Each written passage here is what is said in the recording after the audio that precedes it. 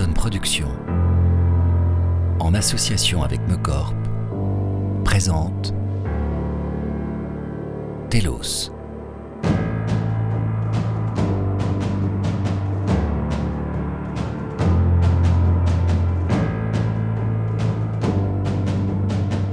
Créé par Morgane Sommet et Romain Mallet.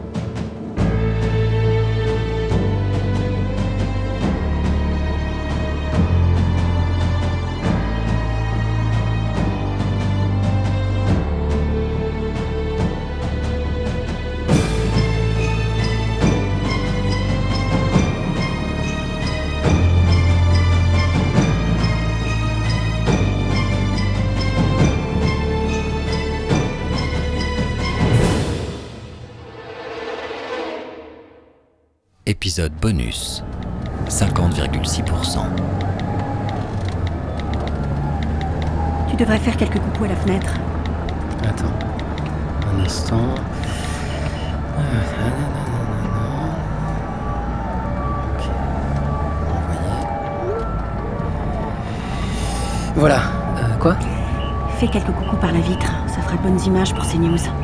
Je leur dois bien ça, j'imagine.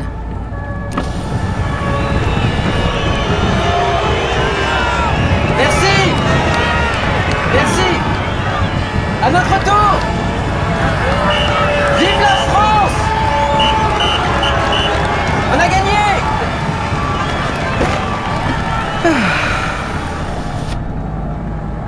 Tu sais ce que je préfère ? Quoi? Tous ces connards qui me sifflent. Voir la rage et la colère sur leur visage, y a rien de meilleur. Et encore, ils savent pas ce qui les attend. Ils savent qu'ils en ont pris pour 5 ans déjà. 10. Un peu d'ambition, s'il te plaît. Bon, allez, prépare-toi. On arrive. Je sais pas ce que j'aime le plus. Voir tous ces journaleux obligés d'être là, tirer la gueule, ou bien entendre les sanglots de l'équipe de Grumeau. Je crois que ça va être mon moment préféré de tout son mandat, cette connasse. Dire que la France a placé une bonne femme pareille à sa tête. Ça me dépasse encore, ça. Quitte à mettre une greluche au pouvoir, ils auraient au moins pu en choisir une qui ressemble à une femme. En même temps, pour faire ce qu'elle a fait pendant son mandat, autant élire son mari. Lui, au moins, aurait fait bonne figure sur les photos officielles. Cette tanche! Il me débecte. Je ne supporte pas de lui serrer la main à chaque fois, c'est d'un mou. L'impression de tenir un poisson mort, l'odeur au moins. Et encore! Eh, que veux-tu ? C'est la démocratie. La preuve qu'il n'en sort pas que des bonnes choses. Hein, surtout quand on laisse ça entre les mains des gens. Ah, les gens. Les Français sont parfois d'un pénible. Des veaux, comme il disait. Non. Un veau, c'est un enfant. La vie, c'est tout nouveau pour lui. Et les Français, ce ne sont plus des gosses depuis longtemps. Ils sont juste capables d'être abrutis comme aucun autre peuple de la planète. Ah, attention, tu es en train de dire du bien de nos amis de l'étranger. T'as raison. J'ai une image de marque à défendre. Allez, regarde-moi. Voilà, c'est parfait. En scène.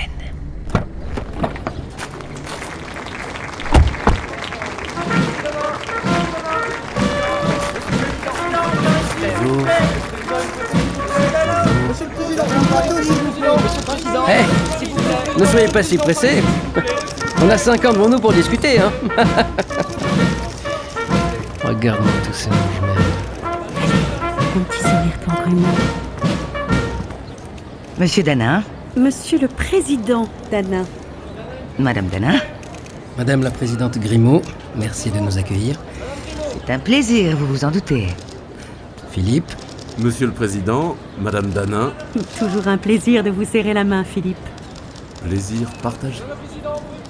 une poignée de main pour les médias, Madame la Présidente. Puisqu'il le faut. C'est si rare de vous voir sourire en ce moment. Ne leur en donnons pas trop non plus, risquerait d'y croire. Allons-y. Je vous suis.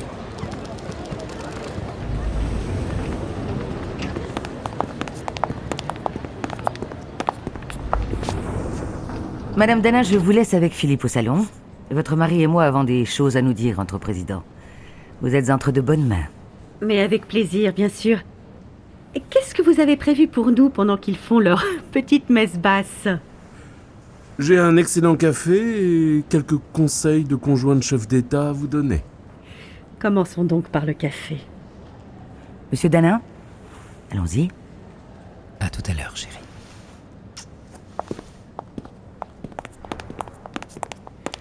Merci pour votre accueil chaleureux, Madame Grimaud. N'y voyez surtout aucune chaleur de ma part, monsieur Danin. Je me contente de suivre le protocole, tout comme vous. Je n'en attendais pas moins de vous. Bonjour. Bonjour. Suivez-moi.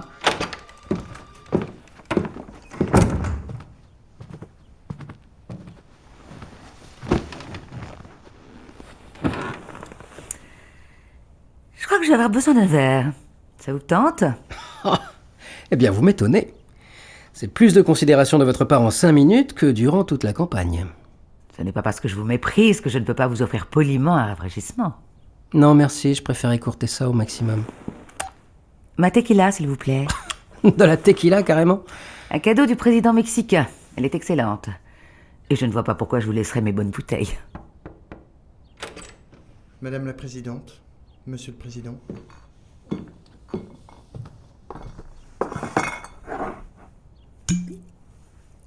Un seul suffira.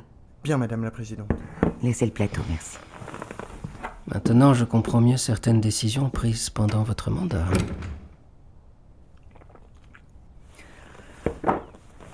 Il me semble que je devrais commencer par vous féliciter, monsieur Danin. Tiens donc, et pourquoi? Pour votre victoire. Cela se fait, paraît-il.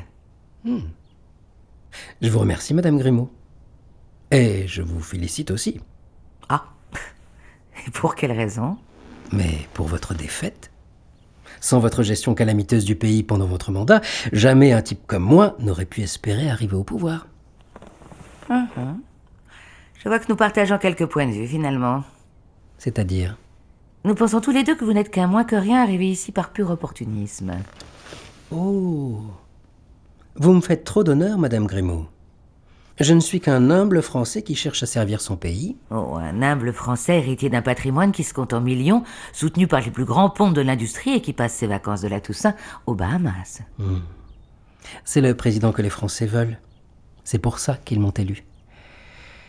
Ils ont besoin d'un dirigeant qui les fasse rêver.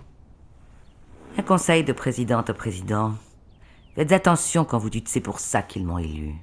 Oh, mais je compte bien tenir toutes mes promesses. C'est pour ça que je vous dis de faire attention. Vous pourriez finir par y croire. En fait, vous êtes plutôt drôle quand vous n'êtes pas en train de jouer la cul serrée devant les journalistes. On vous l'a déjà dit? Croyez-le ou pas, jamais en ces termes. Oh, dommage de ne pas avoir réussi à convaincre la moitié des Français que c'était le cas. À défaut d'être compétente, vous auriez au moins pu laisser une bonne image de vous, au lieu de cette impression d'immense gâchis. Ce n'est pas parce que 50,6% des Français ont choisi de vous installer dans ce fauteuil qu'il faut vous en enorgueillir. Si je me souviens bien, vous annonciez un raz-de-marée en votre faveur dans les urnes. Du coup, on ne sait plus s'il faut qualifier ça de petite victoire ou de large défaite. On demandera aux historiens d'aller vous poser la question dans votre maison de retraite. Je suis sûr que votre opinion les intéressera. C'est là que vous comptez passer le restant de vos jours, j'imagine. Vous qui vous êtes tellement battu pour cette lubie d'avancer l'âge du départ à la retraite avant de retourner votre veste au dernier moment. Merci d'ailleurs. Votre petite cabriole m'a fait gagner 3 points dans les sondages et vous a certainement coûté la réélection. Faire les choix qui s'imposent, surtout les plus difficiles, ça fait partie du métier. Vous le verrez si un jour vous réussissez à avoir une vraie conviction personnelle. J'imagine que le problème n'a jamais dû se poser pour vous, j'en viendrai presque à compatir. Oh, voilà que vous vous inquiétez pour quelqu'un d'autre que vous. Ce doit certainement être une première. Attention, ce qui vous sert d'épouse risque d'être jalouse. Elle n'a pas fait de ses ovaires sa seule qualité distinctive, elle. Si j'en crois les rumeurs, il faudrait déjà qu'elle en soit équipée. Connasse. Pauvre type. Bon, ça va durer encore longtemps? Si vous voulez donner l'illusion que tout se passe dans l'entente la plus cordiale, on a intérêt à faire traîner encore un peu, oui. Ça ferait mauvais genre, sinon. Allez, encore un petit quart d'heure à prendre votre mal en patience. Je sais que c'est vous demander un effort surhumain, mais vous devriez en être capable. On a encore plusieurs choses à régler, de toute façon. Vous avez été briefé sur la transition? Mon directeur de campagne m'a fait le topo, oui. C'est lui qui sera votre Premier ministre, j'imagine. En quoi ça vous regarde? Sélectionnez avec soin votre premier cercle, monsieur Dana. Vous aurez besoin d'être particulièrement bien entouré si vous voulez réussir. C'est crucial. Merci pour vos conseils, Madame Grimaud, mais je suis pas un troufion tombé du nid. C'est ce qui m'avait semblé comprendre. Apportez la sacoche.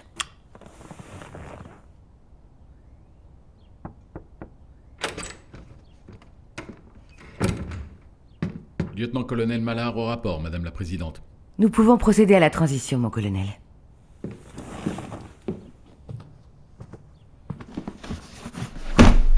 Est-ce que c'est... Oui. Et ça fonctionne comment exactement? Il y a une triple identification par empreinte digitale, scanner rétinien et reconnaissance vocale. La sacoche est reliée au PC Jupiter dans le bunker sous l'Élysée pour vérification. Une fois connecté, vous devez entrer la partie du code qui va vous être transmise par Mallard ici présent et que vous devrez garder avec vous en permanence. Et une fois la liaison établie, je... Vous pourrez mobiliser toute la force nucléaire de la France. Oui.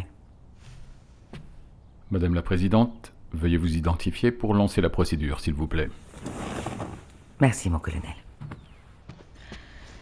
Élise Grimaud, présidente de la République française, pour authentification. Votre code, Madame la Présidente. C'est donc vrai cette légende? Les présidents gardent les codes nucléaires dans un collier qu'ils portent sur eux? Mitterrand trouvait ça ridicule. Il avait son système à lui. Il faut dire que le jour même de son entrée à l'Élysée, il avait oublié son collier dans sa veste, qui s'était retrouvé au pressing du coin. Mais dans la pratique, chaque président fait bien comme il veut. À vous, mon colonel. Merci, Madame la Présidente. Lieutenant-colonel Mallard pour authentification. Demande d'autorisation du transfert de l'accréditation nucléaire. Monsieur le Président, veuillez vous placer devant l'écran, s'il vous plaît. Comme ça? Posez votre main ici, Monsieur le Président, et veuillez lire à voix haute la phrase affichée à l'écran. Laurent Dana, président de la République française, pour authentification. Merci, Monsieur le Président. Vos codes. Merci, mais qu'est-ce que j'en fais là, tout de suite? Vous les gardez sur vous pour l'instant et vous les apprenez par cœur dès que possible. Et par dès que possible, j'entends maintenant. Par la suite, la DGSI pourra vous conseiller. 27. Vous avez tout ce qu'il vous faut, mon colonel? Oui, Madame la Présidente. Merci, Madame la Présidente. Merci pour votre service pendant toutes ces années, Mallard. Sincèrement. Ce fut un honneur, Madame la Présidente. Monsieur le Président. Merci, colonel.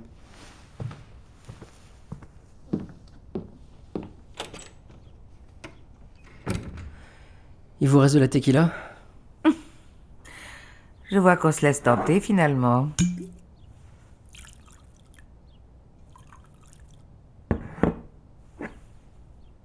Amusant. Quoi donc? C'est la première fois depuis 5 ans que je me sens détendue, je crois. Ça fait un bien fou. Et vous? Comment vous sentez-vous? Je ne sais pas trop.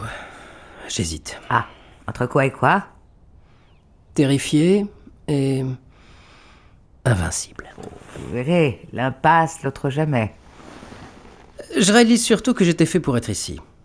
C'était ça ma destinée. Je m'en rends bien compte à présent. Racontez-vous toutes les histoires que vous voulez, mais personne n'est préparé à faire ce job. Personne. Je comprends vos doutes quand on voit la présidence qui a été la vôtre. Mais je ne compte pas reproduire les mêmes erreurs que vous, tout simplement. En même temps, il y en a eu tellement que ça ne risque pas d'être bien compliqué de faire mieux. Ah, si vous voulez bien arrêter 2 secondes avec vos petites piques ridicules, j'ai une dernière chose à vous dire. Et c'est extrêmement sérieux. Il en va de l'avenir de la France. L'avenir de la France? Mais comment osez-vous? Vous avez anéanti l'avenir de la France. Tout votre quinquennat n'a été consacré qu'à ruiner le futur de notre pays, en le sacrifiant à tous ceux qui voulaient se servir. Vous n'avez aucune leçon à donner, ni à moi, ni à personne. Vous êtes la pire présidente que ce pays ait jamais connue. Vous êtes la honte de la nation. Et le pays ne commencera à panser ses plaies qu'à la seconde où vous passerez cette porte. Parce que vous croyez que vous serez capable de faire mieux? Vous pensez réellement que votre vision du monde est la bonne? Mais c'est ça que vous comprenez pas. Je m'en branle du monde. Je m'en conne frontalement, moi. Ce qui m'intéresse, c'est mon pays, pas celui des autres. Mais ça doit être si simple d'être vous, tout est blanc ou noir, sans jamais la moindre once de nuance. Ce que vous appelez de la nuance, moi j'appelle ça du doute. Heureusement, les gens comme moi ne doutent pas. C'est probablement la phrase la plus terrifiante que j'ai jamais entendue. Bon, allez, ça suffit. Je crois qu'on a assez fait les marioles pour la galerie. Non, asseyez-vous. Non, là, vous voyez, j'en ai ma claque de tout ce petit jeu. Et j'ai un pays à redresser, moi. Donc, on va s'arrêter là. Il nous reste une dernière chose à voir ensemble. Quoi, encore? On s'est dit tout ce qu'on avait à se dire, je crois. Non, pas tout à fait. Écoutez, si c'est pour continuer à me lire le manuel du parfait petit président, c'est bon, j'ai eu ma dose. C'est important. Je sais que vous me prenez pour un con. Mais j'arrive encore à lire un brief de mon directeur de campagne. On a vu tout ce qu'on devait voir ensemble, alors maintenant, si ça vous dérange pas, j'aimerais que vous vous cassiez de mon palais. Assis! Et fermez-la. Ce que je m'apprête à vous dire est strictement réservé aux oreilles du président. Il en va de la sécurité nationale. Ah, nous y voilà. Comment ça? Bah, c'est pas le moment où vous me parlez des aliens cachés dans la zone 51? La seule zone 51 qu'on ait en France, c'est le département de la Marne. Et le gouvernement ne cache pas de petits bonshommes verts dans la Marne. Ni ailleurs. Alors, taisez-vous 2 secondes et laissez-moi continuer. Faites vite alors. Les informations qui vont suivre ne sont connues de personne d'autre que du président. Et elles ne doivent être connues de personne d'autre que du président. Aucun membre de l'exécutif n'est au courant. Ni le président de l'Assemblée, ni celui du Sénat, ni le chef d'état-major des armées. Même Philippe n'en sait rien. Personne. Vous comprenez? Durant votre mandat, il vous arrivera parfois de recevoir une enveloppe bleue. Cette enveloppe ressemblera à n'importe quelle autre enveloppe. Elle sera juste de couleur bleue. Vous la recevrez au milieu de tous les autres papiers dont vous devrez prendre connaissance chaque jour. Personne ne pourra vous dire comment elle est arrivée là et aucun des secrétaires de l'Élysée ne l'aura vue avant vous. Cette enveloppe bleue vous sera adressée personnellement et personne d'autre que vous ne devra l'ouvrir. Attendez, mais qu'est-ce que c'est que cette histoire? C'est la première fois que j'entends parler d'une enveloppe bleue. C'est normal. À l'intérieur de cette enveloppe bleue, il y aura un ordre. Et cet ordre, vous devrez l'exécuter. Quoi? Mais comment ça? Quel que soit l'ordre, que vous soyez d'accord avec ou non, vous devrez l'appliquer. Non mais c'est quoi ce bordel? C'est une sorte de bizutage, c'est ça? Une mauvaise blague entre présidents. Ça me nave de devoir l'admettre, mais j'ai réagi exactement comme vous à l'époque. À l'époque? De quoi vous parlez? Du jour de ma passation, il y a 5 ans, quand je suis devenue présidente de la République et que j'ai découvert l'existence de l'enveloppe bleue. J'ai réagi comme vous. Enfin, c'est n'importe quoi, d'où sortez-vous ça? Pourquoi je n'ai pas entendu parler par... Parce que l'enveloppe bleue est le secret le mieux gardé du pays depuis Émile Loubet en 1906. Loubet? Le président Loubet? Vous vous foutez de ma gueule. Ça date de la Troisième République? Vous êtes en train de me dire que, depuis plus d'un siècle, tous les présidents français se passent cette histoire d'enveloppe bleue en mode bouche à oreille le jour de la passation? Et que personne d'autre n'a jamais été au courant? Exactement. Et vous devrez faire pareil avec votre successeur. Écoutez, je sais que vous me prenez pour le dernier des abrutis. Mais je marcherai pas dans votre combine ridicule. Vous espérez peut-être me faire dire quelque chose que vous êtes en train d'enregistrer, mais ça prend pas avec moi. Je n'enregistre rien, monsieur Dana. Le bureau est équipé contre ça depuis la fin des années 2000. Et je n'ai pas dit que j'avais fini. Asseyez-vous. Non, mais c'est bon. Vos histoires à la con, c'est mignon 2 secondes pour la blague, mais on peut passer à autre chose, je crois. Ça n'a rien d'une blague, malheureusement.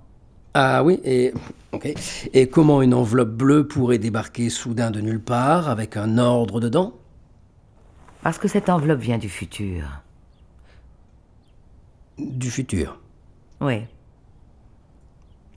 Vous vous foutez de moi? Non. Si. Vous déconnez, là. Je crois qu'on a déjà établi que l'humour n'était pas mon point fort. Non mais... Où voulez-vous en venir? Pourquoi vous me racontez ces conneries? Vous cherchez quoi, vous? Chaque enveloppe bleue est envoyée par des gens dans le futur. On ne sait pas qui ils sont, ni de quand ils envoient cet ordre, ni comment ils l'envoient, ni même pourquoi ils l'envoient. Tout ce qu'on sait, c'est qu'il faut l'exécuter. Bah voyons. Ah oui, rien que ça, quoi. Et, excusez-moi, dans les autres pays, ça se passe comment?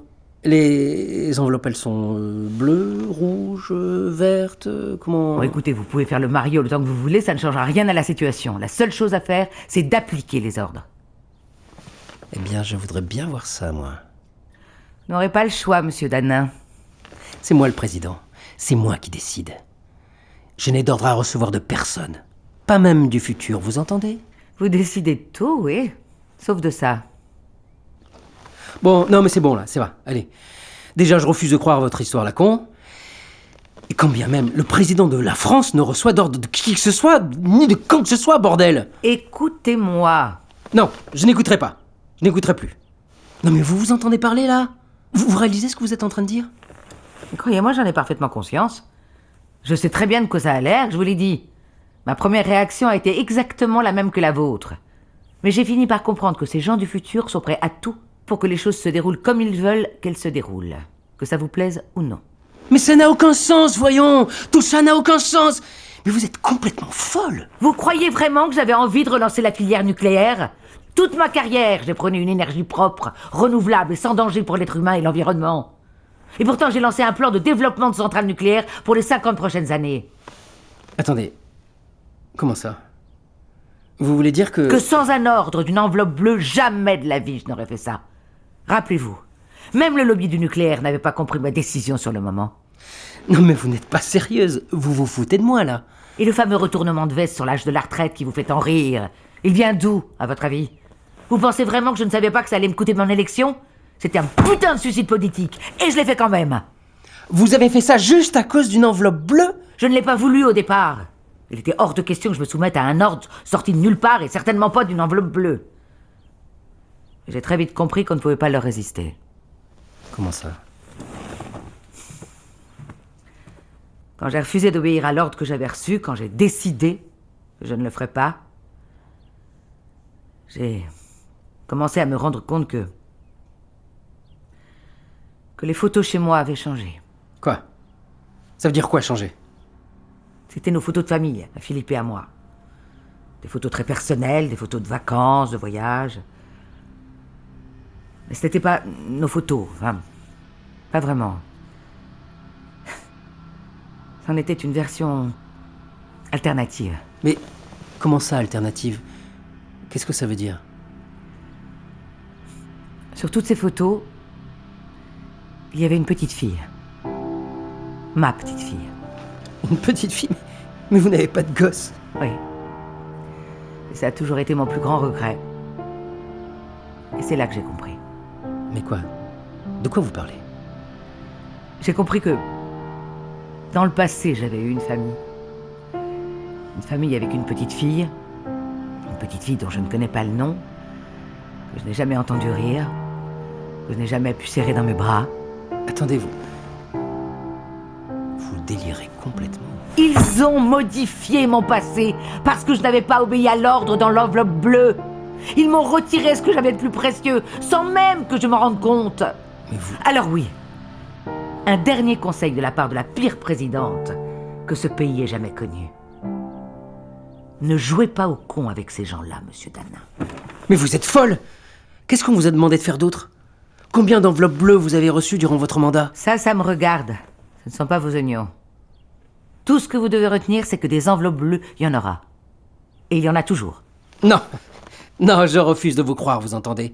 Je refuse de croire que le destin de notre pays est entre les mains de gens dans le futur. Faites attention. Je crois que vous ne vous rendez pas bien compte. Je me rends parfaitement compte, merci. Ce ne sont certainement pas vos foutaises qui vont y changer quoi que ce soit. Mais merde! On parle de gens capables de modifier le passé, votre passé. Modifier le passé? Mais vous délirez en pleine science-fiction, ma vieille! C'est n'importe quoi! Vous ne savez pas de quoi ils sont capables. Ils contrôlent tout. Eh bien, j'attends de voir ça. Moi, je ne me suis jamais fait dicter mes choix par qui que ce soit. Et ce n'est certainement pas maintenant que ça va commencer. C'est la France d'aujourd'hui qui m'a élu, et c'est la France d'aujourd'hui que je dirigerai.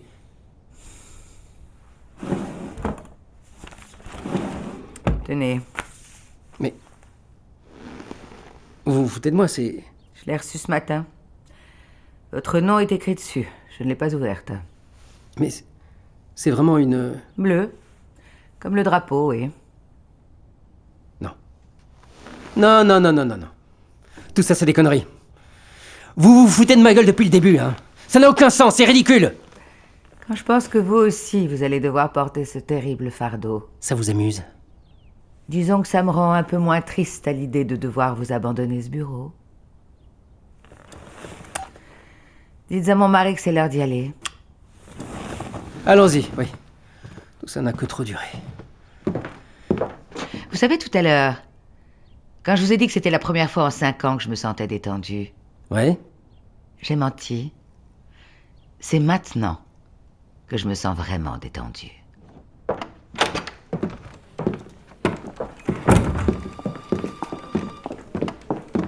Alors, comment était ce café? C'est l'une des rares choses qui va me manquer ici. Ils savent vraiment le préparer comme personne. Tout s'est bien passé? C'était plus long que prévu. Oui, oui, tout va bien. Juste des choses à se dire de présidente à président. Je vous laisse les clés de la maison, monsieur le président. Et du pays. Merci, madame la présidente. Bonne tournée de conférence à 500 000, j'imagine? Allons faire un dernier tour de Colgate pour la galerie. Que les gens voient si vous savez sourire, finalement. Je ne vous raccompagne pas jusqu'à la voiture. Je préfère garder mes distances avec l'image de défaite qui vous colle à la peau. Bien sûr. Vous avez déjà eu tant de mal à monter ces quelques marches, de toute façon.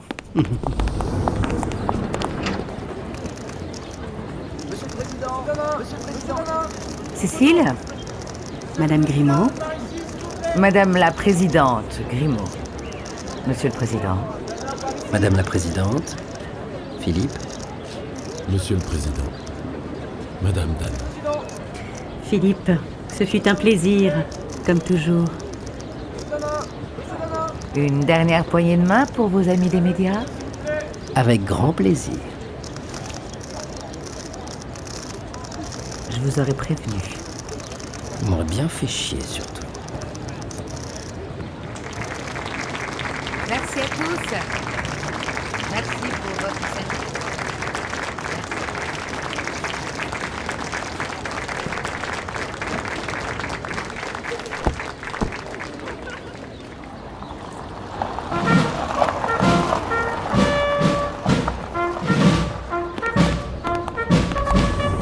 Mais quelle garce! Pourquoi vous avez mis autant de temps? J'en pouvais plus, moi, de me farcir l'autre abruti avec ses blagues et ses histoires débiles. Eh ben, c'était pareil pour moi. Des blagues et des histoires débiles. Bonjour. Madame la première dame. Alors, c'est ça notre nouveau bureau. Ça a de la gueule, non? Faut refaire la déco. Mais ça va nous changer de la permanence en banlieue, quand même. Tu es jamais resté plus d'un quart d'heure. Et seulement pour regarder la fin d'un match, je te rappelle. Oui, tout était plus simple avant. Mais désormais, ce bureau, ce palais, ce pays, tout est à nous. Oh, mon amour.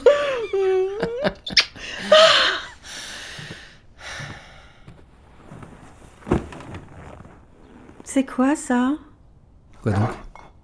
L'enveloppe bleue avec ton nom dessus. Oh, ça, c'est rien d'important. Fais voir.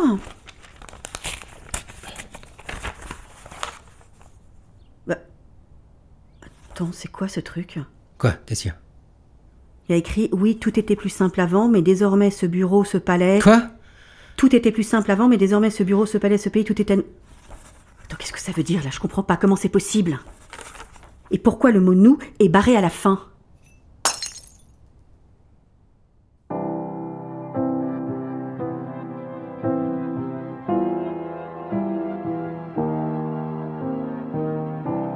Télos est un podcast Orson Productions.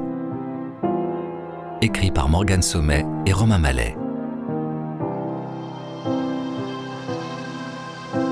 Avec les voix de Marie Vincent dans le rôle de la présidente Grimaud, Martin Amick dans le rôle du président Danin, Tatiana Goussef dans le rôle de Cécile Danin et Simon Volodine dans le rôle de Philippe Grimaud.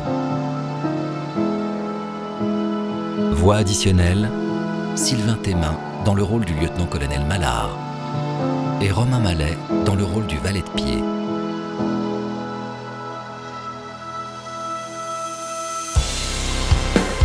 Réalisation, Romain Mallet et Morgane Sommet.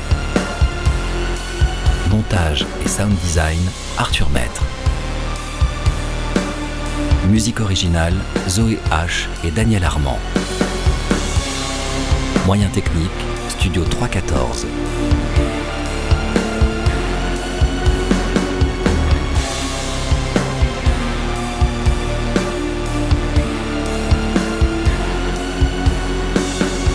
Telos est disponible sur Apple Podcasts, Spotify, Deezer et toutes vos plateformes d'écoute de podcasts. Pour nous soutenir, n'hésitez pas à nous laisser un commentaire, à nous mettre 5 étoiles et à partager Telos sur vos réseaux sociaux. N'oubliez pas, passé, présent ou futur, le prochain épisode existe déjà.